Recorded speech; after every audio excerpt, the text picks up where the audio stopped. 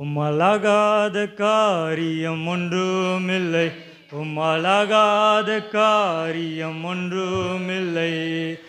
எல்லாமே உம்மாலாகோ, அல்லேலூயா, எல்லாமே உம்மாலாகோ.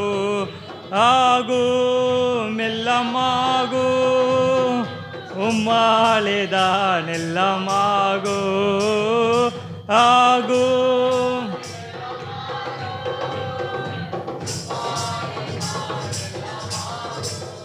உம்மலாகாத காரியம் ஒன்றுமில்லை, உம்மலாகாத காரியம் ஒன்றுமில்லை. எல்லாமே உம்மாலாகோ, அல்லேலூயா, எல்லாமே உம்மாலாகோ. எனக்கு குறித்ததை நிறைவேற்றி முடிப்பவர் நீரே, எனக்காக யாவையும் செய் முடிப்பவர் நீரே. ஐயா நீரே எனக்கு, எல்லாம் கை தட்டி போடலாமா? ஐயா நீரே எனக்காக யாவையும் செய் முடிப்பவர் நீரே. ஐயா நீரே அப்பா உமக்கு ஸ்தோத்திர, அன்பே உமக்கு ஸ்தோத்திர. அப்பா உமக்கு ஸ்தோத்திர, அன்பே உமக்கு ஸ்தோத்திர. உம்மலாகாத உம்மலாகாத ஒன்றுமில்லை, எல்லாமே உம்மாலாகோ. அல்லேலூயா, அல்லேலூயா, அல்லேலூயா. அவர் கிருபை என்றும் உள்ளது. அல்லேலூயா. நாம் ஆராதிக்கிற இயேசு நேற்றும் இன்றும் என்றும் மாறாதவர். அல்லேலூயா.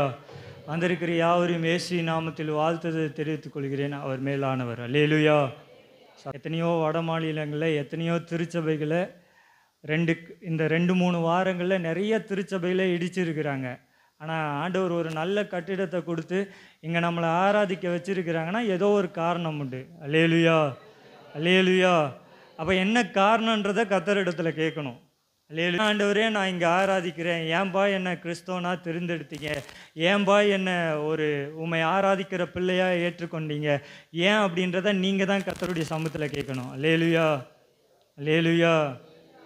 600 கிலோமீட்டருக்கு அந்த சைட்லேருந்து திருச்சிக்கு வந்து, திருச்சியிலேருந்து ஜவாதி மலைக்கு வந்து, அப்புறம் ஜவாதி மலையிலேருந்து கல்லாபாறைக்கு வந்து, கல்லாபாறையிலேருந்து பாக்கம்பாளையத்தில் வந்து ஒரு ஆலயத்தை கட்டி இங்கே ஒரு தாயாரை ஆண்டவர் நியமித்ததுக்கு ஒரு காரணம் உண்டுனா, உங்களையும் என்னையும் ஆண்டவர் தெரிந்தெடுத்ததுக்கு ஒரு காரணம் உண்டு. அல்லேலூயா, அல்லேலூயா. அவங்க ஏற்படுத்தின ஊழியக்காரர்கள் அநேக பேர், அவங்க ஏற்படுத்தின விசுவாச மக்கள் அநேக பேர். அல்லேலூயா. அது கணக்கு பண்ணால் நிறைய பேர். இப்போ கூப்பிட்டு வந்து உட்கார வச்சா சபை என்ன பண்ணாது? ஆண்டவர் அவங்களை அழைத்ததுக்கான நோக்கம் கொஞ்சம் கொஞ்சமாக ஆண்டவர் நிறைவேற்றி கொண்டு இருக்கிறார். ஆனால் ஆண்டவர் நம்மளை கொண்டு ஆண்டவர் ஒரு திட்டத்தை வச்சுருப்பாங்களே, அது என்னன்றதை ஆண்டவரிடத்தில் கேட்கணும். அல்லேலூயா. சத்தம் வரட்டும், சத்தம் வரட்டும். அல்லேலூயா. நானும் என் பிள்ளைக்கு மட்டும் கிடையாது, நானும் என்னுடைய சுற்றி இருக்க சபைக்கும் தான். அல்லேலூயா, அல்லேலூயா. ரொம்ப நாட்கள் ஆச்சு நாங்கள் குடும்ப ஜபம் பண்ணி, அதாவது நானும் ரேவதியும் பிள்ளையும் உட்கார வச்சு குடும்ப ஜபம் பண்ணி ரொம்ப நாள் ஆகுது. ஏன்னா அவங்க 5 மாதம் அங்கே போயிட்டாங்க. அதுக்கப்புறம் நானும் வேலையில் இருந்ததுனால ஒரு 2 வருஷம் குடும்ப ஜபம் கிடையாது. ஆனால் நான் இங்கே இருக்கும்போது ஜபம் பண்ணுவோம். நான் வேலைக்கு போகிறதுனால குடும்ப ஜபம் கிடையாது. ஆனால் இப்போ ஒரு மாதமாக அவங்க இங்கே வந்ததுக்கப்புறம் ஒரு 2-3 வாரமாக குடும்ப ஜபம் பண்ணிகிட்ருக்கோம். ரோமரில் உட்காந்து ஒவ்வொரு அதிகாரமாக படிக்கும்போது ரோமர்லேருந்து படிக்கலாம், குடும்ப ஜபத்தில் ரோமர்லேருந்து படிக்கலாம் அப்படின்னும்போது நேற்றைய தினத்தில் ரோமர் 16வது அதிகாரத்தை வாசித்தோம். எத்தனாவது அதிகாரம்? நீங்கள் வீட்டில் போய் வாசித்தீங்க, இப்போ எதுவும் வேணாம்.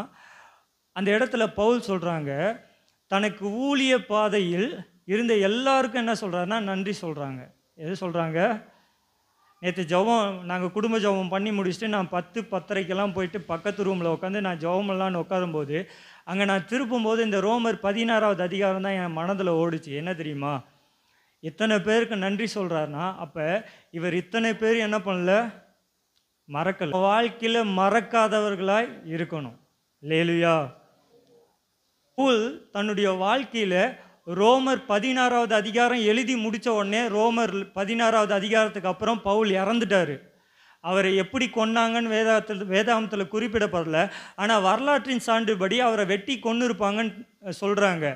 அப்படிப்பட்ட இந்த பவுல் கடைசி 16வது அதிகாரத்தை எழுதும்போது தன்னுடைய ஊழிய பாதையில் யாரெல்லாம் உதவி செய்தாங்களோ, யாரெல்லாம் உதவி செஞ்சவங்க நிறைய பேர் மறிச்சிட்டாங்க. ஆர்கில்லா பிஸ்கில்லான்னு 2 பேரை தலையை வெட்டி கொன்னுட்டாங்கன்னு பவுலே சொல்கிறாங்க. அந்த 16வது அதிகாரம் ஆர்கில்லா பிஸ்கில்லால் 2 பேரை பவுல் எழுதுகிறாங்க. 10வது வசனமோ 11வது வசனத்துலையோ 16வது அதிகாரத்தில் தலை வெட்டப்பட்ட 2 பேரை குறித்து நான் சொல்கிறேன். அவங்களுக்கும் நான் நன்றி, அவங்க இறந்துட்டாங்க, அவங்களுக்கும் நன்றி சொல்கிறாங்க. அல்லேலூயா. அப்போ கிறிஸ்தவர்களாக இருக்கிற நம்ம ஒவ்வொருவரும் நம்முடைய பாதையில் உதவி செய்த ஒவ்வொருவருக்கும் நன்றி சொல்கிறவங்களாம் என்ன பண்ணணும்? அல்லேலூயா, அல்லேலூயா, அல்லேலூயா. நன்றி மறக்கிறவர்களாய் ஒரு நாளும் நம்ம வாழ்க்கையில் இருக்கக்கூடாது. நன்றி மறக்கிறவர்களாக இருக்க நம்மளைப் போல தீயவர்கள், நம்மளைப் போல துரோகிகள் இந்த உலகத்தில் யாருமே கிடையாது. அல்லேலூயா, அல்லேலூயா. நன்றி மறப்பது நன்றன்று, நன்றல்லது. திருக்குறள்லாம் நல்லா தெரியுது. அப்போ திருக்குறளுக்கு ஏற்ற அர்த்தமும் என்ன பண்ணணும்? கொஞ்சம் வசனம் தெளிவாக சொல்லுகிறது, நன்றி மறக்கக்கூடாது. அல்லேலூயா. நன்றி மறந்தீங்கன்னா உங்கள் வாழ்க்கையில் நீங்கள் கர்த்தருக்கு துரோகம் செய்கிறவர்களாக இருப்பீங்க. அல்லேலூயா, அல்லேலூயா, அல்லேலூயா. இன்றைக்கி இது என்னுடைய செய்தி அல்ல, ஆனால் இதை ஒற்று போன ஒரு செய்தியை தான் இன்றைக்கி நான் உங்கள் மத்தியில் கொண்டு வரேன். இருந்தாலும் ஒரு 2 வசனத்தை, என்னுடைய செய்தி கேட்ட 2 வசனத்தை வாசிப்போம். சங்கீதங்களின் புஸ்தகம் அதனுடைய 9வது அதிகாரம் 9வது வசனத்தை வாசிக்கலாம். சங்கீதங்களின் புஸ்தகம் அதனுடைய 9வது அதிகாரம் 9வது வசனத்தை வாசிக்கலாம். சிறுமைப்பட்டவனுக்கு கர்த்தர் அடைக்கலமானவர், நெருக்கப்படுகிற காலங்களிலே அவரே. அல்லேலூயா. சத்தமா அல்லேலூயா. வசனத்தை ஒன்றும் திருப்பாதீங்க, சங்கீதம் நடு பக்கத்தில் இருக்குது, அப்படியே திருப்பினீங்கன்னா சங்கீதம் தான் வரும். 9வது அதிகாரம் 9வது வசனத்தில் சொல்லுது, சிறுமைப்பட்டவனுக்கு கர்த்தர் அடைக்கலமானவர், நொறுக்கப்படுகிற காலத்தில் அவரே. அல்லேலூயா. அதே மாதிரி இன்னொரு வசனத்தை வாசிக்கலாம். சங்கீதம் 34 17 18. சங்கீதம் 34 17 18. சங்கீதங்களின் புஸ்தகம் 34வது அதிகாரம் 17 18 வாசிங்க பார்க்கலாம். நீதிமான்கள் கூப்பிடும்போது கர்த்தர் கேட்டு. ஓகே, அடுத்தது இங்கே வசனத்தை தெளிவாக கவனிங்க. நொறுங்குண்ட இருதயம் உள்ளவர்களுக்கு கர்த்தர் சமீபமாக இருக்கிறார், நறுங்குண்ட ஆவி உள்ளவர்களை. அல்லேலூயா, அல்லேலூயா. இன்றைக்கி ஒரு 2 இயேசு செய்த அற்புதங்களில், இயேசு செய்த அற்புதங்களை குறித்து ஒன்றும், இயேசு ஒருத்தரை மன்னித்ததை குறித்தும் 2 காரியங்களை உங்களிடத்தில் அழகாய் பேச ஆரம்பிக்கிறேன். என்னை ஆசீர்வதிப்பாங்க. அல்லேலூயா.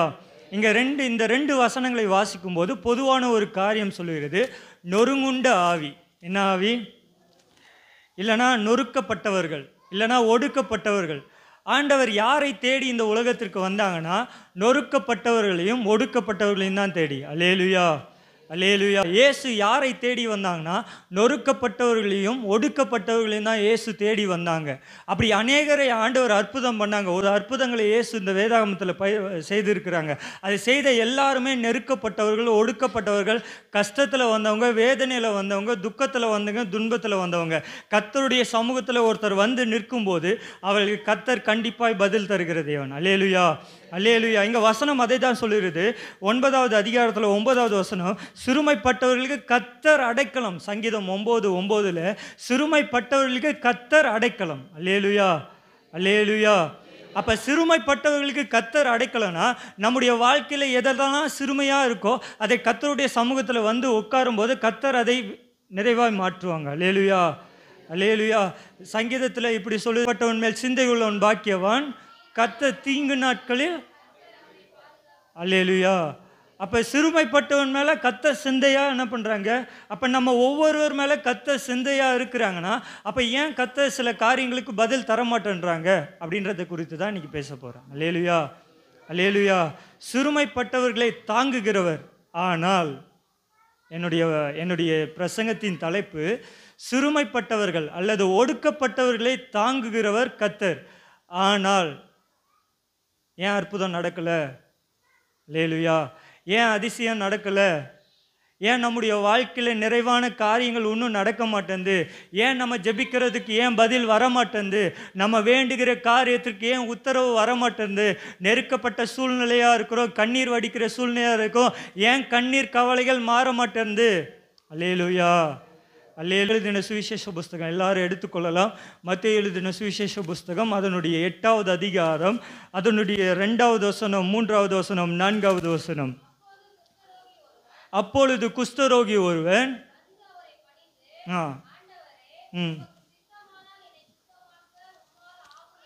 அல்லேலூயா அல்லேலூயா. போதும் போதும் போதும் போதும் போதும். ஃபஸ்ட்டு 2வது வசனத்தை வாசித்துடலாம். அல்லேலூயா அல்லேலூயா. எல்லா வேதாகமத்தை எடுத்துட்டிங்களா? இங்கே வசனம் சொல்லுகிறது. ஓகே, இதை ஒரு சின்ன ஸ்டோரி மாதிரி அவங்கக்கிட்ட சொல்லிடுறேன். அல்லேலூயா. சத்தமாக அல்லேலூயா. ஓகே, இயேசு மத்தேயு 5வது அதிகாரம், 6வது அதிகாரம், 7வது அதிகாரம் வரைக்கும் மலை பிரசங்கம், எல்லா பிரசங்கத்தையும் முடிச்சுட்டு ஆண்டவர் சிட்டிக்குள்ளே வராங்க. வரும்போது குஷ்டரோகியான ஒருவர், யார்? அல்லேலூயா. குஷ்டரோகியான ஒருத்தர் ஆண்டவரிடத்தில் வராங்க. வரும்போது அவர் கேட்ட ஒரு கேள்வி என்ன தெரியுமா? குஷ்டரோகியான ஒருவன் அவரை பணிந்து கொண்டு, ஆண்டவரே, உமக்கு சித்தமானால் என்னை உம்மால் ஆகும். அல்லேலூயா. ஆண்டவர் அதுக்கப்புறம் சொல்கிறாங்க, எனக்கு சித்தம் உண்டு, நீ சுத்தமாக அப்படின்னு ஆண்டவர் என்ன பண்ணுறாங்க? இங்கே வசனத்துக்குள்ளே வரலாம். குஷ்டரோகி ஆண்டவரிடத்தில் வந்தார். லேவியராகமும் என்னாகமும் உபாகமும் அப்படின்ற புஸ்தகத்தை வாசித்து பார்த்தீங்கன்னா, குஷ்டரோகி ஒருவனும் எங்கே வரக்கூடாதுன்னா ஊருக்குள்ளே. அல்லேலூயா அல்லேலூயா. அப்போ ஒதுக்கப்பட்ட வாழ்க்கை. எப்படிப்பட்ட வாழ்க்கை? குஷ்டரோகியாக இருக்கிறவன் ஆலயத்துக்கு வரக்கூடாது. குஷ்டரோகியாக இருக்கிறவன் எந்த விருந்து வீட்டுக்கும் வரக்கூடாது. குஷ்டரோகியாக இருக்கிறவன் ஆலயத்திற்குள்ளே வரக்கூடாது. குஷ்டரோகியாக இருக்கிறவன் ஊருக்குள்ளே வரக்கூடாது. குஷ்டரோகியாக இருக்கிறவன் எல்லாராலும் புறக்கணிக்கப்பட்டு பாளையத்துக்கு புறமே என்ன பண்ணணும்? அல்லேலூயா. நம்ம ஊருக்கெல்லாம் ஒரு எல்லை இருக்குது. அந்த எல்லையில் தான் என்ன பண்ணணும்? குஷ்டரோகி இருக்கணும். குஷ்டரோகினா யாருன்னா உடம்பு ஃபுல்லாக புண்ணாக இருக்கும். அவர் யார்கிட்டையும் வரக்கூடாது. அவர் ஒரே ஒரு இடத்துல மட்டும்தான் வரணும். ஆசாரியன் இடத்துல வாரத்துக்கு ஒரு நாள் வந்து ஆசாரியனத்தில் காட்டணும். ஆசாரியன் நல்லா இருக்கிறான்னு பார்த்தா ஓகே, இல்லை திரும்ப எங்கே தான் போகணும்? ஒரே ஒருத்தரை மட்டும்தான் பார்க்கணும். ஆசாரியனை மட்டும்தான் பார்க்கணும். வேறு யாரும் என்ன பண்ண மாட்டோம்? அல்லேலூயா. குடும்பத்தால் ஒதுக்கப்பட்டவர், சபையால் ஒடுக்கப்பட்டவர், ஜாதியால் ஒடுக்கப்பட்டவர், ஜனத்தால் ஒடுக்கப்பட்டவர், எல்லாராலும் புறக்கணிக்கப்பட்ட ஒரு குஷ்டரோகி எல்லாவற்றையும் விட்டு இறந்து, நான் என்ன ஆனாலும் சரி, என் வாழ்க்கையில் என்ன சம்பவம் நடந்தாலும் சரி, நான் கர்த்தரிடத்தில் வருவேன், இயேசுவை பார்க்க வருவேன், நான் மரணமே வந்தாலும் சரி. குஷ்டரோகி ஆலயத்துக்குள்ளே வந்தார், இல்லை ஊருக்குள்ளே வந்தாருன்னு தெரிஞ்சால் அவரை கல்லெறிந்து கொல்லணும்னு வேதாகமும் சொல்லுது. அல்லேலூயா. அப்படிப்பட்ட ஒரு மனுஷன் இயேசுவின் இடத்துல வந்து ஒரு கேள்வியை வைக்கிறார், உமக்கு சித்தமானா என்ன பண்ணுங்க? அல்லேலூயா அல்லேலூயா. சட்டம் தெரியுங்க, சட்டம் தெரியும், கர்த்தர் சொன்ன வார்த்தைகள் தெரியும், எல்லாமே தெரியும். இருந்தாலும் கர்த்தரிடத்துல எனக்கு ஒரு அற்புதம் நடக்கணும்னு சொல்லி இந்த குஷ்டரோகி கர்த்தருடைய சமூகத்தில் வரார். அல்லேலூயா. ஒடுக்கப்பட்ட சூழ்நிலையில், எல்லாராலும் புறக்கணிக்கப்பட்ட நிலைமையில், எல்லாராலும் ஒதுக்கப்பட்ட நிலைமையில், பிள்ளைகள் இருக்காங்களான்னு தெரியாது, மனைவி இருக்கிறாங்களான்னு தெரியாது, அப்பா அம்மா இருக்காங்களான்னு தெரியாது, எதுவுமே தெரியாது. வேதம் அதை குறித்து சொல்லலை. ஆனால் நான் இப்படி யோசித்து பார்க்குறேன், ஒருவேளை அப்பா அம்மா இருந்திருக்கலாம், ஒருவேளை மனைவி இருந்திருக்கலாம், ஒருவேளை பிள்ளைகள் இருந்திருக்கலாம். யாருமே அவரை பார்க்க போக முடியாது. அல்லேலூயா அல்லேலூயா. அவருக்கு சாப்பாடு எப்படி தெரியுமா வரும்? யாராவது அந்த வழிப்போக்கராய் போகிறவங்க அங்கே போய் ஒரு பொட்டலத்தை கொடுத்தா போதும், அதுதான் அவங்களுக்கு சாப்பாடு. அதை தவிர அவங்களுக்கு சாப்பாடு என்னதில்ல கிடையாது. ஒருவேளை யாராவது தான தர்மம் பண்ணுறவங்களா இருந்தால் அவங்க எடுத்துகிட்டு வந்து சாப்பாடு கொடுத்தா மட்டும்தான் சாப்பாடு. எத்தனை நாள் பட்னியில் இருந்தாருன்னு தெரியாது, எத்தனை நாள் அந்த காயத்துக்கு மருந்து வச்சாருன்னு தெரியாது, எப்படி குணமாகும்னு ஒரு கேள்விக்குறியோடு இருக்கும்போது ஒரு செய்தியை கேள்விப்படுறார். இயேசு என்கிற நசரேன் ஒருவர் இருக்கிறார், ஒடுக்கப்பட்டவர்களுக்கும் நொறுக்கப்பட்டவர்களுக்கும் அவர் தேவனாக இருக்கிறார். அவர் இடத்துல வரும்போது அற்புதமும் அடையாளமும் நடக்குதுன்றதை இந்த குஷ்டரோகி காதில் கேட்டு 8வது அதிகாரத்தில் ஓடி வருகிறார், இயேசு எனக்கு அற்புதம் செய்யணும்னு. அல்லேலூயா அல்லேலூயா. என்னை கொன்று போட்டாலும் சரி, இந்த ஜனங்கள் என்னை கொன்று போட்டாலும் சரி, யார் எனக்கு எதிர்த்து நின்றாலும் சரி, இந்த ஒடுக்கப்பட்ட நிலைமையில இருக்க இந்த குஷ்டரோகி கர்த்தருடைய சமூகத்தில் வந்து பணிந்து சொல்றாரு. அங்க வசனம் தெளிவாக சொல்லுகிறது. 2வது வசனம், அவன் வந்து பணிந்து, அவரை பணிந்து. 2வது வசனத்தை வாசிங்க பார்க்கலாம். அந்த குஷ்டரோகி ஒருவன் வந்து அவர் பாதத்தில் விழுந்து பணிந்து சொல்றாரு, ஆண்டவரே ஆண்டவரே உமக்கு சித்தமானா என்ன என்ன பண்ணுங்க. அல்லேலுயா அல்லேலுயா அல்லேலுயா அல்லேலுயா. உங்கள் வாழ்க்கையில் அற்புதம் நடக்கணும்னா, ஒடுக்கப்படுகிறவர்களுக்கும் தனிமையாக இருக்கிறவர்களுக்கும் இல்லை சிறுமைப்பட்டவர்களுக்கும் அவர் தேவன். ஆமாம். ஆனால் அர்ப்பணிக்கிற வாழ்க்கை உங்கள் வாழ்க்கையில் இருக்கணும். அல்லேலுயா அல்லேலுயா அல்லேலுயா. ஒரு மனுஷனுடைய வாழ்க்கையில் அர்ப்பணிப்பு அப்படின்ற ஒன்று இல்லைன்னா அவனுடைய வாழ்க்கையில் அற்புதம் நடக்காது. அல்லேலுயா அல்லேலுயா. இந்த இடத்துல குஷ்டரோகி ஒருவேளை இப்படி சொல்லியிருக்கலாம், உமக்கு சித்தமாக இருந்தால் செய்யுங்க, இல்லைன்னா நான் இப்படியே திரும்ப போகிறேன்னு கூட என்ன பண்ணியிருக்கலாம், சொல்லியிருக்கலாம். ஆனால் இங்கே ஒரு காரியத்தை அவர் தெளிவாக செய்கிறார். இயேசுவினிடத்தில் வந்தால் கண்டிப்பாக அற்புதம் தான். அல்லேலுயா. அதனால் அவருடைய சமூகத்தில் வந்து முழங்கால் படிடுறார், அர்ப்பணிப்போடு முழங்கால் படிடுறார். ஆண்டவரே உமக்கு சித்தமானா என்ன பண்ணுங்க, சுத்தமாக்குங்கப்பா. உமக்கு சித்தமானா என் வாழ்க்கையில் அற்புதம் செய்யுங்கப்பா. உமக்கு சித்தமானா என் வாழ்க்கையில் ஆண்டவரே மாற்றி தாங்கப்பா. உமக்கு சித்தமானா என் வாழ்க்கையில் இருக்கிற பிரச்சனைகள் மாறட்டும்பா. உமக்கு சித்தமானா என் குடும்ப சூழ்நிலை மாறட்டும்பா. உமக்கு சித்தமானா என் பிள்ளைகளுடைய வாழ்க்கையில் இருக்கிற பிரச்சனைகள் மாறட்டும்னு சொன்னால் மட்டும்தான் அல்லேலுயா பிரச்சனை மாறும். அர்ப்பணித்தால் மட்டும்தான் பிரச்சனை மாறும். அவரை பணிந்து கொண்டால் மட்டும்தான் பிரச்சனை மாறும். அல்லேலுயா அல்லேலுயா அல்லேலுயா. நிறைய நேரங்களில் நம்ம பண்ணுற மிகப்பெரிய தவறு என்ன தெரியுமா, ஜெபிக்கிறோம், ஆனால் அர்ப்பணிப்பின் ஜெபம் என்ன பண்ணல, இல்லை. அல்லேலுயா அல்லேலுயா அல்லேலுயா. சத்தமா அல்லேலுயா. வேதத்தில் சொல்லுகிறது, அநேகர் அநேக விதமாய் ஜெபம் செய்தார்கள்.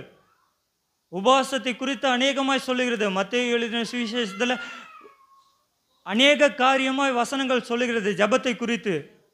ஆனால் நாம் பண்ணுகிற ஜெபம் எப்படிப்பட்டதாக இருக்குது? அல்லேலுயா. அர்ப்பணிப்புன்னு ஜெபமாக இருக்குதா, இல்லை நான் என்கிற ஜெபமாக இருக்கா? அல்லேலுயா. நான் கேட்குற கேள்வி புரியுதா? அல்லே, நான் ஜெபிக்கிற ஜெபம் எப்படிப்பட்ட ஜெபமாக இருக்கு? அர்ப்பணிப்பின் ஜெபமாக இருக்கா, இல்லை நான் என்கிற ஜெபமாக இருக்கா? அல்லேலுயா அல்லேலுயா.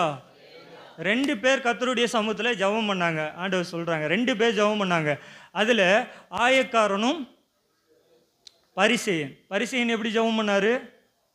நான் உமக்காக இதை பண்ணேன், அதை பண்ணேன், இது செஞ்சேன், அதை செஞ்சேன், உமக்காக இதை பண்ணேன், அதனால் என் ஜெபத்தை நான் எதுக்கு கேட்கணும்? ஆண்டவர் கேட்குற கேள்வி, நான் எதுக்கு? அல்லேலுயா. உலகத்தில் வசனம் சொல்லுகிறது, உலகத்தில் ஒருத்தனுக்கு செய்கிற நன்மை 10 பேருக்கு முன்னாடி செஞ்சால் அதோட பலன் இங்கேயே என்ன பண்ணிடுச்சா? அல்லேலுயா அல்லேலுயா அல்லேலுயா. தானம் தர்மம் பண்ணுகிறதுல நம்ம முந்திக்கொள்ளணும்னு வசனம் சொல்லுகிறது. ஆனால் 10 பேருக்கு முன்னாடி தெரிகிற மாதிரி செஞ்சோன்னா அதோடைய நன்மை எங்கேயே முடிஞ்சிருதான்? அல்லேலுயா. வசனம் அப்படி தானே சொல்லுகிறது, நான் எக்ஸ்ட்ரா எதுவும் சொல்லலை. அல்லேலுயா. வசனம் தெளிவாக சொல்லுகிறது, நாம் ஜெபிக்கிற ஜெபம் அந்தரங்கமான ஜெபமாக இருக்கணும். ஆயக்காரன ஒருவன் அங்கே ஜெபிக்கிறான், தன்னுடைய எல்லாருக்கும் மறைவான ஒரு இடத்துல போய் நின்றுட்டு சொல்கிறான், நான் பாவியான மனுஷன், என் மேலே எப்படி இருங்க, கிருபையாக இருங்கப்பா.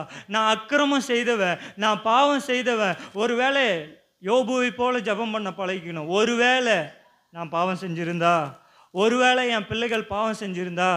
அல்லேலுயா அல்லேலுயா. அநேகர் நம்ம பண்ணுற, பெற்றோராக இருக்கிற நம்ம பண்ணுற நிறைய தவறு என்ன தெரியுமா? பிள்ளைகள் ஒரு தவறு செஞ்சாங்கன்னு யாராவது ஒருத்தர் சொன்னால் அதை நம்ம ஏற்றுக்க மாட்டோன்றோம். அல்லேலுயா அல்லேலுயா அல்லேலுயா. சத்தமா அல்லேலுயா. அவங்களுக்காக ஜெபம் பண்ணணும். ஒருவேளை என் பையன் செஞ்சிருந்தா, ஒருவேளை என் குடும்பம் செஞ்சிருந்தா, ஒருவேளை. அல்லேலுயா. ஒடுக்கப்பட்டவர்களை குறித்து நான் பேசி கொண்டிருக்கிறேன். அல்லேலுயா. இங்கே வசனம் தெளிவாக சொல்லுகிறது, ஒருவேளை. யோபு சொல்கிறார், ஒருவேளை என் பிள்ளை பாவம் செஞ்சிருந்தா என் பிள்ளை என்ன பண்ணுங்க, மன்னிச்சிருங்கப்பா. ஆயக்காரன் சொல்கிறான், நான் பாவியான மனுஷன், ஜெபம் இப்படி தான் இருக்கணும். ஆனால் இப்போ இருக்கிற ஜெபம் எப்படி தெரியுமா மாறுது? நான் உமக்காக இதை செஞ்சுருக்கேன், நான் உமக்காக இதை கொடுத்துருக்கேன், நான் உமக்காக ஊழியத்துக்கு அதை செஞ்சுருக்கேன், ஆண்டவரே உமக்காக இவ்வளோ காரியத்தை பண்ணியிருக்கேன், என் குடும்பத்தை விட்டுருக்கேன், என் பிள்ளைகளை விட்டுருக்கேன், என் வேலையை விட்டுருக்கேன், ஆண்டவரே உமக்காக ஊழியத்துக்கு வந்திருக்கேன், ஏன்பா எனக்கு இந்த கஷ்டம்? ஒரு நாளும் சொல்லாதீங்க. அல்லேலூயா, அல்லேலூயா. நம்முடைய ஜெபம் எப்படிப்பட்டதாக இருக்கணும்னா அர்ப்பணிப்புள்ள ஜெபமாக இருக்கணும். இந்த குஷ்டரோகி வந்து கர்த்தருடைய சமூகத்தில் அர்ப்பணிப்போடு கேட்குறாங்க, அப்பா உமக்கு சித்தமானா? அல்லேலூயா, அல்லேலூயா. இப்போ யோசித்து பாருங்க, இந்த வார்த்தையை கேட்டால் ஒரு மனுஷன் கோவப்பட முடியுமா? அல்லேலூயா. ஒரு மனுஷனால் எப்படிப்பா சொல்ல முடியும்? ஒரு வியாதியோடு இருக்கிறாரு, கஷ்டத்தில் இருக்காரு, அநேக குடும்பத்தின் சூழ்நிலை எல்லாத்தாலும் ஒடுக்கப்பட்ட ஒரு மனுஷன் வந்து சொல்கிறாரு, அவருடையத்துல பணிந்து கொண்டு, உமக்கு சித்தமானா? யாருக்கு சித்தமானா? ஆண்டவருக்கு விருப்பமாக இருந்தால் செய்யட்டும், இல்லைனா அது நடக்கும்போது. இதுதான் ஒரு கிறிஸ்தவனுடைய வாழ்க்கையில் இருக்க வேண்டிய ஒரு அறிவு. அல்லேலூயா. ஒரு ஜெபம். அல்லேலூயா. உமக்கு சித்தமானா இப்போ நடக்கட்டும், இல்லை அது எப்போனாலும் என்ன பண்ணட்டும். அல்லேலூயா, அல்லேலூயா, அல்லேலூயா. நம்முடைய ஜெபம் இப்படி தான் இருக்கணுங்க, இப்படி தான் இருக்கணும். கர்த்தருடைய சமூகத்தில் பணிந்து கொள்ளும்போது, கர்த்தருடைய சமூகத்தில் வரும்போது நம்முடைய ஜெபம் இப்படி தான் இருக்கணும். கர்த்தரிடத்தில் முழங்கால் படியும்போது இப்படி தான் இருக்கணும். உமக்கு சித்தமானா இப்போ நடக்கட்டும்பா, இல்லைனா அது நீர் எப்போ சித்தமாக இருக்கோ அப்போ என் வாழ்க்கையில் என்ன பண்ணட்டும். அல்லேலூயா. இப்போ நடந்தாலும் சந்தோஷம், இல்லை உமக்கு சித்தமான நேரத்தில் நடந்தாலும். அல்லேலூயா, அல்லேலூயா, அல்லேலூயா, அல்லேலூயா. அவர் கரத்தில் கொடுங்க, அவர் அற்புதமாய் மாற்றி தருகிற தகப்பன். அல்லேலூயா. இந்த பாடல் அதுக்கு தான் ஆராதனை வேளையில் பாடினேன். இன்னும் முடைகிறேன், நான் இன்னும் முடைகிறேன், உங்கள் கரத்தில் இருக்கவே நான் ஆசை படுகிறேன். எல்லா மனுஷரால் மதிக்கப்பட்ட, எல்லா மனுஷரால் தூஷிக்கப்பட்ட, எல்லா மனுஷரால் உதறி தள்ளப்பட்ட, எல்லாரும் என்னை மண்ணென்று நினைச்சாங்க. இந்த மண்ணென்று என்ன பொன்னாக வணைய உங்கள் கரத்தில் நான் என்ன பண்ணுறேன். அல்லேலூயா, அல்லேலூயா. கரத்தில் கொடுங்க, அவர் கரத்தில் கொடுத்தா அவர் அற்புதமாய் நடத்துகிற தகப்பன். அல்லேலூயா. இந்த குஷ்டரோகி அவருடைய கரத்தில் கொடுக்கிறாரு.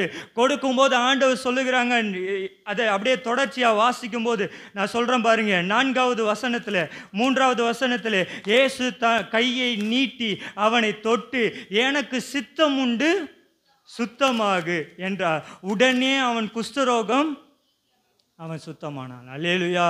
எவ்வளோ பெரிய வார்த்தை பாருங்களா. எனக்கு சித்தம் இருக்கு, நீ என்ன பண்ணு, சுத்தமாக. அல்லேலூயா, அல்லேலூயா. ஒரு மனுஷனுடைய வாழ்க்கையில் அர்ப்பணிப்புள்ள ஜெபமாய் இருந்தால் அந்த ஜெபத்திற்கு உடனடியாக கர்த்தர் பதில் தருகிற தேவன். அல்லேலூயா. ஒருவேளை அர்ப்பணிப்பின் ஜெபம் இல்லைன்னா கண்டிப்பாக அந்த ஜெபம் என்ன பண்ணுன்னா அது வீணாய் தான் போகும். அல்லேலூயா, அல்லேலூயா. 3 விதமான இடத்தை குறித்து கர்த்தர் சொல்லுகிறாங்க. சில விதைகள் முள்ளுள்ள இடத்துல விதைக்கப்பட்டது, சில விதைகள் பாறையான இடத்துல விதைக்கப்பட்டது, சில விதைகள் வழி அருகே விதைக்கப்பட்டது, சில விதைகளோ நல்ல நிலத்தில். நம்ம எப்படிப்பட்ட ஜெபத்தை விதைக்கிறோம் அப்படின்றத நான் உங்கள் இடத்துல கேள்வி கேட்குறேன். அல்லேலூயா. நம்முடைய ஜெபம் எப்படிப்பட்டதாக இருக்கணும்னா நல்ல நேரத்தில் விதைக்கப்பட்ட விதையாக என்ன பண்ணணும், அந்த ஜெபமாக இருக்கணும். அது ஒரு பணிவுள்ள ஜெபமாக இருக்கணும். அந்த நிலத்தில் இறங்கி விதைக்கும் போது அது பணிவோடு என்ன பண்ணணும், விதைக்கணும். அது கண்டிப்பாக ஒரு நாள் 30, 60, 100. அல்லேலூயா. அது வசனத்தை சில பேர் தவறாய் புரிந்து கொண்டீங்க. அது ஒருவேளை விதைச்சிட்டு அந்த முழு நிலமும் ஒருவேளை 30, ஒருவேளை 60, ஒருவேளை 100 அப்படின்னு நினச்சிட்டிங்க. கிடையாது. ஒவ்வொரு ஒவ்வொரு விதையும். அல்லேலூயா. வசனம் தெளிவாக சொல்லுறது, ஒவ்வொரு விதையும் 30, 100, 60. அல்லேலூயா. 30, 60. ஒரு விதை ஒருவேளை 30 கொடுக்கும், ஒரு விதை 60 கொடுக்கும், ஒரு விதை நமக்கு நஷ்டம் கிடையாது, நமக்கு ஆசீர்வாதம் தான். அல்லேலூயா, அல்லேலூயா, அல்லேலூயா. அப்போ விதைக்கிற நம்ம சரியாய் விதைக்கணும். அல்லேலூயா, அல்லேலூயா, அல்லேலூயா. விதைக்கிற நம்ம தெளிவாக விதைக்கணும். பணிவோடு என்ன பண்ணணும், அர்ப்பணிப்போடு விதைக்கணும். அந்த விதைக்கும் போது கண்டிப்பாக அதனுடைய பலன் எப்படி இருக்குன்னா 30, 60, 100 பலன் கொடுக்கும். அல்லேலூயா. வசனத்துக்குள்ளே திரும்பிக் கொள்வோம். 3வது வசனம் சொல்லுகிறது, இயேசு அவன் கையை நீட்டி அவனை தொட்டு எனக்கு சித்தம் உண்டு சுத்தமாகுன்னு சொன்னார். உடனே குஷ்டரோகம் நீங்கி அவன் சொஸ்தமானான். 4வது வசனம் சொல்லுகிறது, இயேசு அவனை நோக்கி, இதை நீ ஒருவனுக்கும் அறியாதபடிக்கு எச்சரிக்கையாயிரு. ஆயினும் இவைகளை சாட்சியாக நீ போய் ஆசாரியனுக்கு உன்னை காண்பி. அல்லேலூயா, அல்லேலூயா. ஒடுக்கப்பட்டவனுக்கு ஒரு அற்புதம் நடக்கிறது. அவன் அர்ப்பணிப்போடு கர்த்தருடைய சமூகத்தில் வந்து அந்த அற்புதத்தை பெற்றுக்கொண்டான். இந்த அற்புதம் ஒரு நாள் வீணாகக்கூடாது. அல்லேலூயா, அல்லேலூயா. நான் சொல்கிறது புரியுதா? ஆண்டவரிடத்தில் வரோம், அது அற்புதம் நடக்குது. அந்த அற்புதம் என்ன ஆகக்கூடாது? ஒருவேளை இந்த அற்புதத்தை பெற்றுக்கொண்ட இவன் ஒருவேளை குடும்பத்திற்குள்ளே போயிருந்தா அந்த அற்புதத்தினால கண்டிப்பாக அது தூஷணமான வார்த்தையாக இருந்திருக்கும். அல்லேலூயா, அல்லேலூயா. ஏன்னா ஆசாரியனிடத்தில் காட்டாமல் ஒருவேளை இவர் ஆலயத்திற்குள்ளேயோ இல்லை குடும்பத்திற்குள்ளேயோ போயிருந்தா கண்டிப்பாக கல்லெறிந்து என்ன பண்ணியிருக்கணும்? கொன்று இருக்கணும். அங்கே ஆண்டவர் தெளிவாய் ஒரு புத்திமதியை சொல்கிறாங்க, எப்பா நீ என்ன பண்ணு, மோசையின் கட்டளையின்படி நீ உன் வீட்டுக்கு போவாத, எங்கே போ? ஆசாரியனிடத்தில் போய் உன்னை காண்பி. ஆசாரியன் நீ நல்லா இருக்கன்னு சொல்லுவான், கண்டிப்பாக சொல்லுவான். கண்டிப்பாக ஆசாரியன் உன்னை ஆசீர்வதிப்பான். கண்டிப்பாக ஆசாரியன் உன்னை பார்த்து சொல்லுவான், நீ உன் வீட்டுக்கு போ அப்படின்னு என்ன பண்ணுவான்? உன்னை கண்டிப்பாக சொல்லுவான். அவனிடத்தில் ஒரு சர்டிஃபிகேட்டை வாங்கிக்கோ, அவனிடத்தில் ஒரு ஆசீர்வாதமான வார்த்தையை வாங்கி கொண்டு நீ உன் குடும்பத்திற்குள்ளே போய் சேரு. கண்டிப்பாக உன் வாழ்க்கை ஆசீர்வாதமாக இருக்குன்னு கர்த்தர் என்ன பண்ணியிருப்பாங்க? அல்லேலூயா, அல்லேலூயா. அற்புதத்தை பெற்றுக்கொண்ட நாம் ஒருவரும் அர்ப்பணிப்போட கர்த்தருடைய சமூகத்தில் ஜெபத்திற்கு பதில் பெற்றுக்கொண்ட ஒவ்வொருவரும் நம்ம எங்கே தெரியுமா வரணும்? கர்த்தருடைய சமூகத்தில் ஆலயத்தில் வந்து சொல்லணும், ஆண்டவர் எனக்கு இந்த அற்புதத்தை செஞ்சாங்க, ஆண்டவர் என் குடும்பத்தில் இப்படிப்பட்ட ஒரு அற்புதத்தை செஞ்சாங்க, என் உயிரை பாதுகாத்தாங்க, என் பண தேவையை சந்தித்தாங்க, என் பிரயாணத்தில் கூட இருந்தாங்க, இதுக்கு தான் உங்களை சாட்சி சொல்லுங்கன்னு வாரம் என்ன பண்ணுறோம்? அல்லேலூயா. கர்த்தருடைய சமூகத்தில் எழும்பி நின்று கர்த்தர் எனக்கு இந்த அற்புதத்தை செஞ்சாங்கன்னு என்ன பண்ணணும்? இவன் ஆசாரியனிடத்தில் போய் தன்னை காண்பித்து அற்புதம் பெற்றுக்கொண்டேன்னு சொல்லி இப்போ வீட்டுக்கு போன இவன் சும்மா இருக்க மாட்டான்.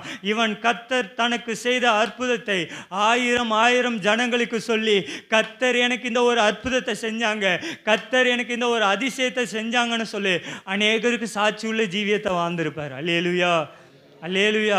இப்படிப்பட்ட வாழ்க்கையை வாழணும்னு தான் கர்த்தர் உங்களையும் என்னையும் தெரிந்தெடுத்திருக்காங்க. அல்லேலூயா.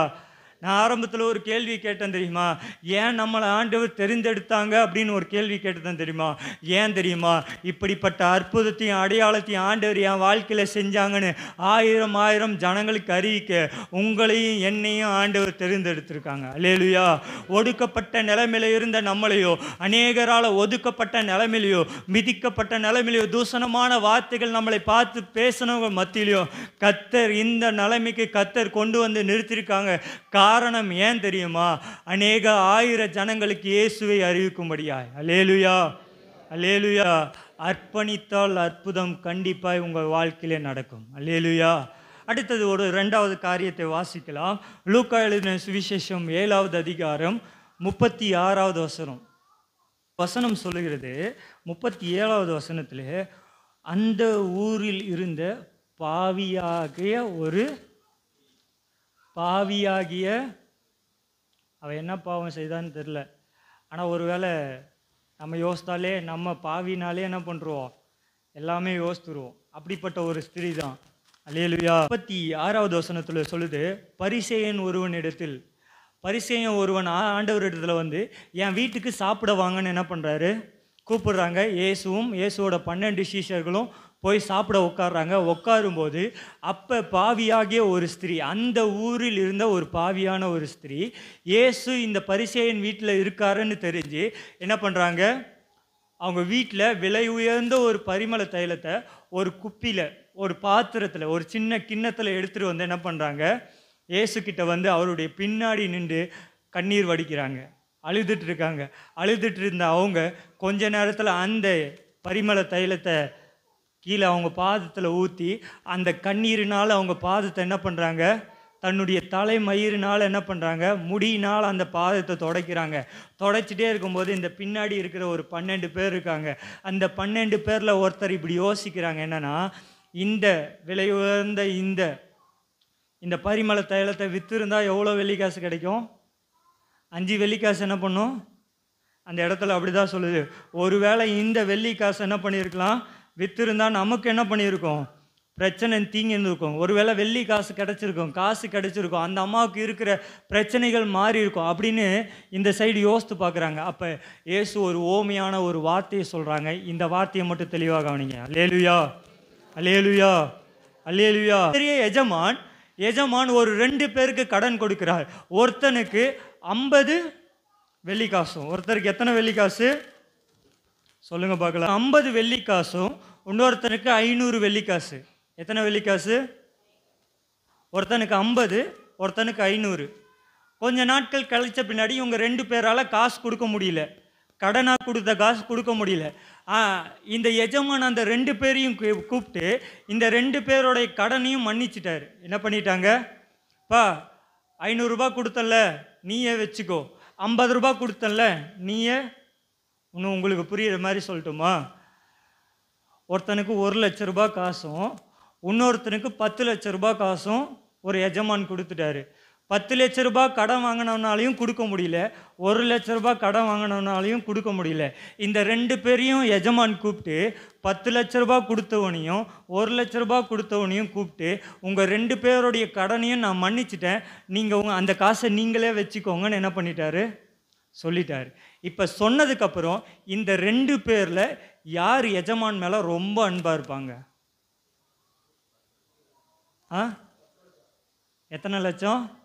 இந்த 10 லட்சம் கொடுத்தவர் தான் என்ன பண்ணுவார்? அந்த எஜமான் எங்கே போனாலும் என்ன பண்ணுவார்?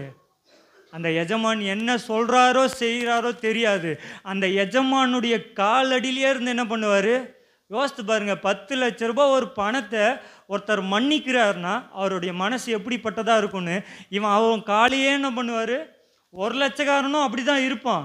ஆனால் அதிகமான மன்னிப்பு யாருக்கு கிடைச்சது? அல்லேலூயா, அல்லேலூயா.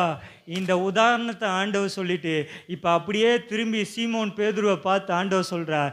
அதே கேள்வியை கேட்டுட்டு சொல்கிறார், அதிக பாவம் எவனுக்கு மன்னிக்கப்பட்டதோ அவன் எப்படி தெரியுமா இருப்பான்? இந்த நிலைமையில தான் என்ன பண்ணுவான்? அல்லேலூயா.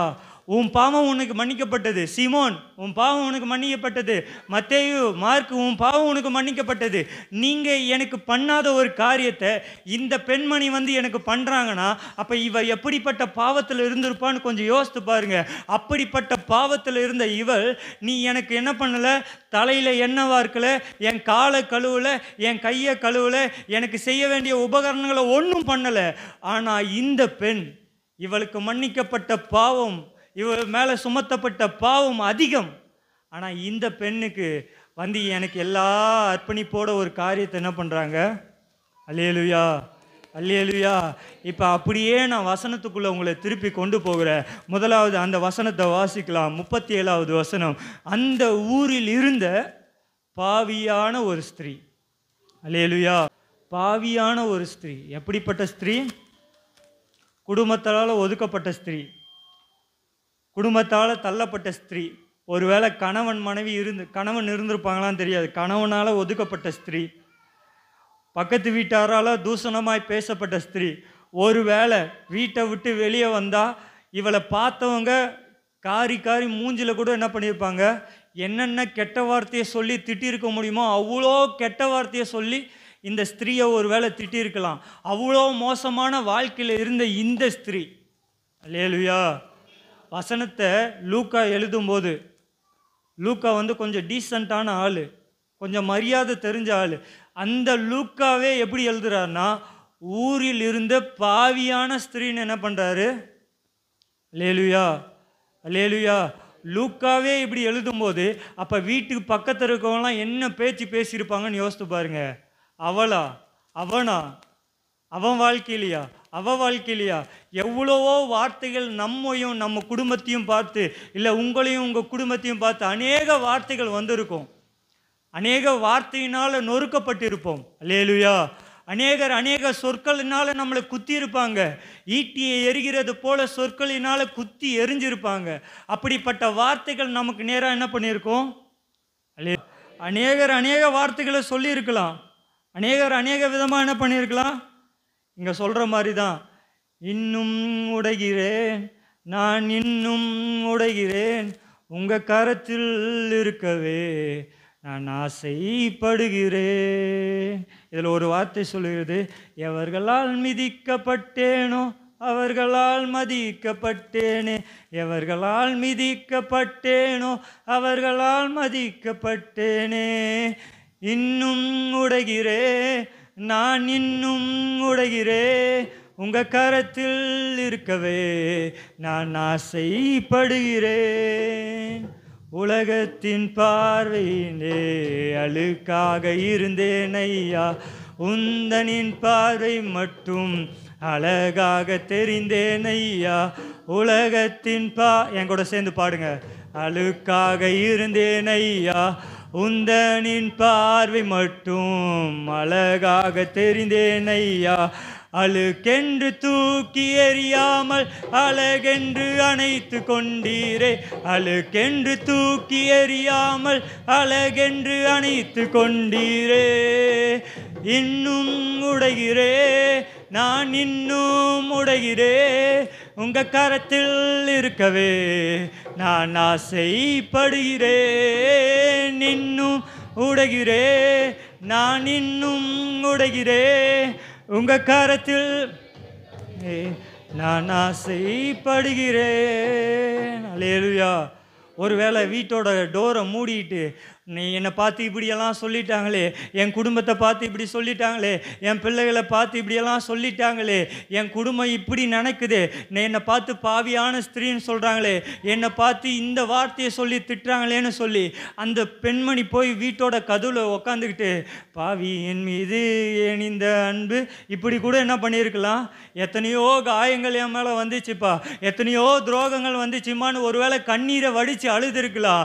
அப்போ இந்த பெண்ணோட காதில் ஒரு சத்தம் விழுது, நசரேயனாகிய இயேசு, கானாவூர் கல்யாணத்தில் அற்புதம் செய்த இயேசு, அநேகரை சொஸ்தமாக்கின இயேசு, அநேகரை நல்ல வழிப்படுத்தின இயேசு, இங்கே பரிசேயன் வீட்டில், உன் வீட்டு பக்கத்தில் இருக்க பரிசேயன் வீட்டில் வந்து உக்காந்துருக்கான்னு கேட்ட உடனே இந்த பெண்மணி எழுந்து போய் தன்னுடைய வீட்டு பரன் மேலே இருந்த அந்த வெளியேற பெற்ற தைலத்தை எடுத்து ஒரு கண்ணாடி பாட்டிலில் ஊற்றி எடுத்துட்டு போய் கர்த்தருடைய பின்னாடி நின்று அழுதுகிட்டே சொல்லி, அப்படியே அவருடைய பாதத்தில் அந்த வெளியேற பெற்ற தைலத்தை ஊற்றி தன்னுடைய முடியினால் அதை தொடச்சி தன்னுடைய கண்ணீரினால் அவர் காலை கழுவி, ஆண்டவரே என் பாவத்தை மன்னிங்கப்பா, என் அக்கிரமத்தை மன்னிங்கப்பான்னு ஒரு அர்ப்பணிப்போட வாழ்க்கையில் போய் உக்காந்த அந்த பெண்ணை பார்த்து ஆண்டவர் சொல்கிறாங்க, உன் பாவம் உனக்கு.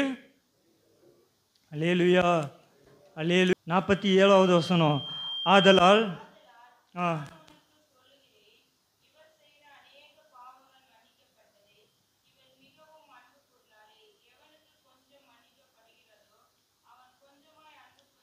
என்று சொல்லி அவளை நோக்கி, உன் பாவம் உனக்கு. அல்லேலூயா. உங்கள் இருதயத்தில் கையை வச்சு சொல்லுங்கள் பார்க்கலாம், ஆண்டவரே நான் ஒருவேளை பாவியான மனுஷனாக இருக்கலாம், நான் ஒருவேளை அக்கிரமம் செய்தவனாக இருக்கலாம், ஒருவேளை நான் துரோகம் செய்தவனாக இருக்கலாம், அநேகரனால் ஒதுக்கப்பட்டவனாக இருக்கலாம், அநேகர் என்னை இந்த வார்த்தையில் இருதயத்தை கையை வச்சு சொல்லுங்கள் பார்க்கலாம், கையை வச்சு சொல்லுங்கள், ஆண்டவரே நான் இப்படிப்பட்ட சூழ்நிலையில் இருந்திருப்பேன், என் பாவத்தெல்லாம் மன்னிங்கப்பா. அல்லேலூயா, அல்லேலூயா. ஒரு அர்ப்பணிப்புள்ள வாழ்க்கை நம்ம வாழ்க்கையில் வேணும். ஒரு அர்ப்பணிப்புள்ள வாழ்க்கை நம்ம வாழ்க்கையில். அல்லேலூயா. ஒரு அர்ப்பணிப்புள்ள வாழ்க்கை இல்லைன்னா அவனுடைய வாழ்க்கையில் பாவம் மன்னிக்கப்படாது. முதல் சொல்றபடி ஒருவனுடைய வாழ்க்கையில் அர்ப்பணிப்பு இல்லைன்னா அற்புதம் நடக்காது. ஒருவனுடைய வாழ்க்கையில் அர்ப்பணிப்பு இல்லைன்னா இந்த வசனத்தின்படி பாவ மன்னிப்பு. அல்லேலூயா, அல்லேலூயா, அல்லேலூயா. இன்றைய காலகட்டங்களில் உபதேசம் மாறிக்கொண்டு இருக்கிறது. ஆனால் நான் உங்களுக்கு தெளிவாக சொல்லுகிறேன், கல்வாரி சிலுவையில் அவர் சிந்தின ரத்தம் நம்முடைய பாவத்தை கண்டிப்பாய் சுத்திகரித்து கொண்டு இருக்கிறது, உண்மைதான். ஆனால் அர்ப்பணிப்பில்லாத வாழ்க்கையில் பாவ மன்னிப்பு கண்டிப்பாக என்ன பண்ணாது. அல்லேலூயா, இருக்கவே இருக்காது. அது வசனத்தின் ஆதாரம் தெளிவாக சொல்லுகிறது. ஒரு பாவியான ஸ்திரீ கர்த்தருடைய சமூகத்தில் வந்து உட்கார்ந்து, நான் பாவியான ஸ்திரீப்பா, என் மேலே இரக்கமாக இருங்கன்னு சொல்லலை. ஆனால் அவள் செய்த செய்கை. அல்லேலூயா, அல்லேலூயா, அல்லேலூயா. நிறைய பேர் நிறைய காரியங்களை சொன்னால் சர்ச்சுக்கு என்ன பண்ண மாட்டேன்றோம், வர மாட்டேன்றோம். அல்லேலூயா. அது மிகப்பெரிய துரோகம், மிகப்பெரிய துரோகம். நீ பக்கத்து வீட்டுக்காரங்க கூட சண்டை போடு, ஏத்த வீட்டுக்காரங்க கூட சண்டை போடு, ஆலயத்துக்கு ஏன் வர மாட்டேன்றீங்க? அல்லேலூயா, அல்லேலூயா. இந்த பாவியான ஸ்திரீ மற்றவன் என்ன பேசுனா சரி, மற்றவன் என்ன வேணா சொல்லிட்டு போட்டோம், என்ன வார்த்தைனாலும் சொல்லிட்டு போட்டோங்க. நான் கர்த்தரை பார்க்க வந்திருக்கேன். யாரை பார்த்து வந்திருக்கேன்? உங்கள் சத்தம் கேட்கலையே. யாரை பார்க்க வந்திருக்கேன்? நான் நேற்று நைட்டில் நான் புரிஞ்சு கொண்ட ஒரே ஒரு காரியம் இதுதான். யோசித்து பாருங்க, அதே இடத்துல நீங்கள் வீட்டில் போய் வாசித்து பார்த்தீங்கன்னா இந்த 10 வசனம் இருக்குது. 10 வசனத்தில் பரிசேயன் ஒரு பக்கமும் இந்த சீஷர்கள் ஒரு பக்கமும் அந்த பெண்ணை பார்த்து என்ன பண்ணுறாங்க? குறை சொல்லிகிட்டு இருக்காங்க. எங்கே? கர்த்தர் இருக்கிற இடத்துல, இயேசு இருக்கிற இடத்துலையே என்ன சொல்கிறாங்க? குறை சொல்கிறாங்க. அல்லேலூயா. இயேசு கூட இருக்கும்போதே குறை சொல்கிறாங்கன்னா இயேசு பரலோகத்தில் இருக்கிறாங்க. இப்போ குறை சொல்கிறாங்கன்னா கண்டிப்பாக சொல்லிட்டு தான் இருப்பாங்க. அவங்க என்ன வேணால் சொல்லிட்டு போட்டோங்க. நான் பண்ணுற கடமையை நான் சரியாக செய்யணும். அல்லேலூயா, அல்லேலூயா. நான் ஆராதிக்கிறத நான் சரியாக ஆராதிக்கணும். வசனத்தை கேட்க நான் சரியாக வசனத்தை கேட்கணும். வசனத்தின்படி நான் தெளிவாக என்ன பண்ணணும்? அவன் 1000 சொல்லிட்டு போட்டோம், என் பக்கத்தில் உட்காரவங்க 1000 சொல்லிட்டு போட்டோம். அல்லேலூயா. இந்த பாவியான ஸ்திரீ அதை தான் உணர்ந்தாங்க. இந்த அம்மா என்ன தெரியுமா பண்ணாங்க? இயேசு சொல்கிறாங்க, ஸ்திரீயை திரும்பி பார்த்து சீமோனை நோக்கி, இந்த ஸ்திரீயை பார்த்தேன், நான் உன் வீட்டுக்குள் 44வது வசனம், சாரி சொல்ல மறந்துட்டேன், 44வது வசனம். நான் உன் வீட்டுக்குள் பிரவேசிக்கும் போது நீ என் கால்களுக்கு தண்ணி தரவில்லை, இவளோ கண்ணீரினால் என் கால்களை நனைத்தாள், தன் தலைமயிரினால் அதை துடைத்தாள். நீ என்னை முத்தம் செய்யவில்லை, இவளோ நான் உட்கார்ந்திருந்த முதல் என் பாதத்தை ஓயாமல் முத்தம் செய்கிறாள். நீ என் தலைக்கு எண்ணெய் பூசவில்லை, இவளோ. குறை சொல்கிறவன் குறை சொல்லிட்டுக்கிட்டுங்க. அல்லேலூயா. குறை சொல்கிறவன் சொல்லிட்டு இருக்கோம். அவனே பாதி பிரச்சனையில் என்ன பண்ணுறாங்க? அல்லேலூயா. அவங்க ஆண்டவரை ஆராதிக்காமல் குறை சொல்லிட்டு இருக்காங்க. ஆனால் இயேசு சொல்கிறாங்க, நீ பண்ண வேண்டிய வேலையை இந்த பாவியான ஸ்திரீ என்ன பண்ணுறாங்க? அல்லேலூயா, அல்லேலூயா. நம்ம பண்ண வேண்டிய விஷயத்தை பண்ணலைன்னா நம்மளை கொண்டு கர்த்தர் பண்ணாமல் வேற ஒருத்தங்களை கொண்டு தான் கர்த்தர் பண்ணுவாங்க. அல்லேலூயா. நீங்கள் திருச்சபையில் பண்ண வேண்டிய சில காரியங்களை நீங்கள் பண்ணலைன்னா உங்களை கொண்டு கர்த்தர் பண்ணாமல் வேற ஒருத்தங்களை கொண்டு தான் கர்த்தர் பண்ணுவாங்க. அதை நீங்கள் கோச்சிக்கிட்டாலும் சரி, மூஞ்ச என்ன பண்ணிக்கலாம் திருப்பிக்கிட்டாலும் சரி, கர்த்தருடைய வார்த்தை சொல்லுது, நீங்கள் செய்ய வேண்டியதை நீங்கள் தான் என்ன பண்ணணும். அல்லேலூயா, அல்லேலூயா, அல்லேலூயா. நம்ம செய்ய வேண்டிய சில கடமைகள் இருக்குது. குடும்பத்திலையும் சரி, சபையிலையும் சரி, இல்லை ஒருவேளை நம்முடைய சுற்றியுள்ள பகுதிகளிலும் சரி, நம்ம பண்ண வேண்டிய சில கடமைகள் இருக்குது. அதை நம்ம தான் பண்ணியாகணும். அல்லேலூயா, அல்லேலூயா. ஒரே ஒரு சம்பவத்தை சொல்லி நான் முடிச்சிடுறேன். அல்லேலூயா. ஒரு ஊழியக்காரர் யாருடைய பிரசங்கத்தையோ போன வாரத்தில் கேட்டுருந்தேன், சரியாக ஞாபகம் இல்லை. ஒரு ஊழியக்காரர் பிரசங்கம் பண்ணிட்டு இருந்தாங்க. அப்போ அந்த பிரசங்கத்தில் இப்படி ஒரு சம்பவத்தை சொன்னாங்க. ஒரு புதிதாக திருமணமான 2 பேர், ஓகே, ஒரே குடும்பம் தான், கணவனும் மனைவியும் 2 பேர் ஒரு தனியாக ஒரு வீடு வாடகை எடுத்து அங்கே தங்கி இருக்கிறாங்க. இவங்க 2 பேருக்கு ஒரு பழக்கம் இருந்துச்சு. என்னென்னா, தினமும் நைட்டு எத்தனை மணிக்கு வந்தாலும் சரி 2 பேரும் ஒன்றா உட்காந்து ஒரு பாட்டு பாடி ஒரு வசனத்தை சொல்லி ஜெபம் பண்ணுவாங்களாம். ஒரு பாட்டு பாடுவாங்க, ஒரு வசனத்தை பேசுவாங்க, பைபிளை படிச்சுட்டு அப்புறம் என்ன பண்ணுவாங்கன்னா ஜெபம் பண்ணிவிட்டு தூங்க போகிறது இவங்களுடைய பழக்கம். தொடர்ச்சியாக ஒரு 6 மாதம் செஞ்சாங்க. 6 மாதத்துக்கு அப்புறம் புதுதாக திருமணம் ஆனவங்க 2 பேருக்கும் ஒரு சண்டை. 2 பேருக்கு ஏதோ என்னாச்சு, சண்டை ஆயிடுச்சு. சண்டை ஆன உடனே இந்த அம்மா பாட்டுக்கு வந்தாங்க, சாப்பிட்டாங்க, இந்த அம்மா தூங்கிட்டாங்க. ஐயா வந்தார், ஐயாவும் சாப்பிட்டு என்ன பண்ணிட்டாரு, தூங்கிட்டாரு. நேரம் ஒரு 11 மணி இருக்கும். எத்தனை மணி? அந்த அம்மா அந்த சைடு செவுத்தை பார்த்து மூஞ்சை பார்த்துட்டு படுத்துட்டாங்க. இந்த ஐயா இந்த சைடு செவுத்தை பார்த்து என்ன பண்ணிட்டாரு, படுத்துட்டாரு. திடீர்னு 11 மணிக்கு யாரோ ஒருத்தர் வந்து டோரை தட்டுற சத்தம். வேகமாக என்ன பண்ணுறாங்க, உடனே ஐயாவும் அம்மாவும் 2 பேரும் ஒன்றா எழுந்து போய் என்ன பண்ணுறாங்க, டோரை திறக்கிறாங்க. திறந்து பார்த்தா பக்கத்து வீட்டுக்காரர் என்ன பண்ணியிருக்காரு, வந்து என்ன பண்ணுறாரு, வாசலில் நிற்கிறாரு. ஒருவேளை ஏதோ ஒரு எமர்ஜென்சின்னு சொல்லி கேட்குறாங்க, என்னையா வேணும், என்ன வேணும் அப்படின்னு கேட்கும்போது அவர் ஒரு கேள்வியை கேட்டாராம். ஏன் நீங்கள் 2 பேரும் இன்றைக்கி பாட்டு பாடல, ஏன் இன்றைக்கி நீங்கள் 2 பேரும் பைபிள் வாசிக்கல, ஏன் நீங்கள் 2 பேரும் இன்றைக்கி ஜெபம் பண்ணல? யார்? பக்கத்து வீட்டுக்காரங்க. அல்லேலூயா. அப்போ நம்ம வீட்டில் என்ன சத்தம் கேட்குது? அல்லேலூயா, அல்லேலூயா, பாடலின் சத்தம் கேட்குதா, இல்லை சீரியலின் சத்தம் கேட்குதா? இல்லை பாடலின் சத்தம் கேட்குதா, சூப்பர் சிங்கர் ஓடுதா? இல்லை பாடலின் சத்தம் கேட்குதா, குக்கு வித்து கோமாளி? அல்லேலூயா. வசனத்தை தெளிவாக கவனிங்க. அந்த மனுஷன் கேட்ட கேள்வியை பார்த்த உடனே இந்த 2 பேருக்கும் பதைக்குது. நம்ம பாடுறது வீட்டுக்குள்ளே என்ன பண்ணுறோம், பாடுறோம். ஜன்னலை மூடிடுறோம், கதவை மூடிடுறோம். நம்ம வீட்டுக்குள்ளே உட்காந்து நம்ம கை தட்டி பாடுற சத்தம் இவருக்கு எப்படிடா தெரியும்னு கூப்பிட்டு உட்கார வச்சு அவர்கிட்ட, என்னையா எதுக்கியா இப்படி ஒரு கேள்வியை கேட்குறீங்க, கூப்பிட்டு உட்கார வச்சு கேட்டால் 6 மாதத்துக்கு முன்னாடி நடந்த ஒரு சம்பவத்தை இவர் அவங்களுக்கு ஞாபகப்படுத்துகிறாரு.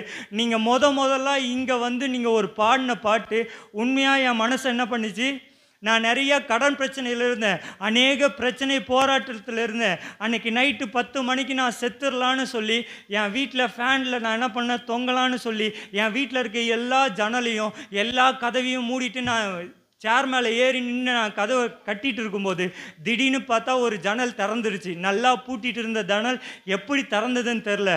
ஒருவேளை இந்த ஜன்னலை பார்த்து யாராவது என்னை காப்பாற்றிடுவாங்கன்னு சொல்லி அந்த ஜன்னல் ஓரத்தில் வந்து நிற்கும்போது நீங்கள் அங்கே பாடுற பாடல் சத்தம் என் காதில் என்ன பண்ணுது, நெருக்கப்பட்டோ மடிந்திடாமல் கத்ததம் நம்மை காத்ததாலே, நெருக்கப்பட்டோ மடிந்திடாமல் கத்ததம் நம்மை காத்ததாலே, அவர் நல்லவர் அவர் வல்லவர் அவர். அல்லேலூயா அல்லேலூயா. போதும், அல்லேலூயா.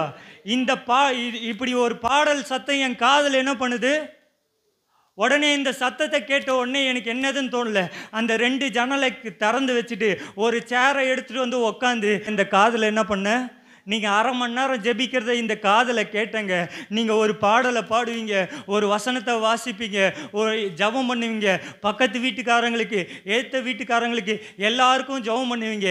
என்னையே அறியாமல் இந்த 6 மாதமும் நீங்கள் 10 மணிலேருந்து 10:30 மணி வரையும் ஜெபிக்கிற சத்தம் நான் ஜன்னலுக்கு அந்த சைடு உட்காந்து நான் ஜெபத்தை என்ன பண்ணுறேன், கேட்டுட்ருக்கேன்.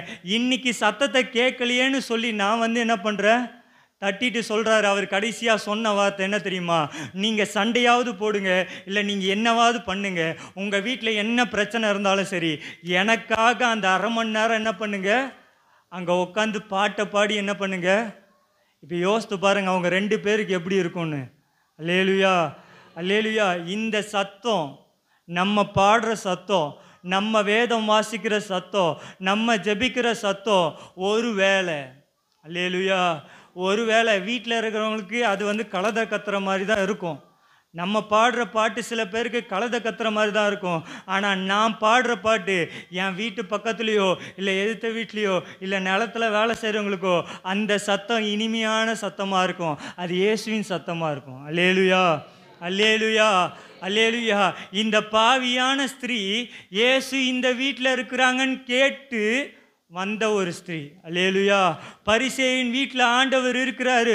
ஒருவேளை அங்கே ஏதாவது ஒரு பாடலை பாடி இருக்கலாம், ஏதோ ஒரு ஜபத்தை பண்ணியிருக்கலாம், ஏதோ ஒரு அற்புதத்தை பண்ணியிருக்கலாம். அந்த சத்தத்தை கேட்டு வந்த அந்த ஸ்திரீ அந்த வீட்டில் இருக்கவங்க பண்ணாத ஒரு காரியத்தை விசேஷமாக பண்ணுறாங்க.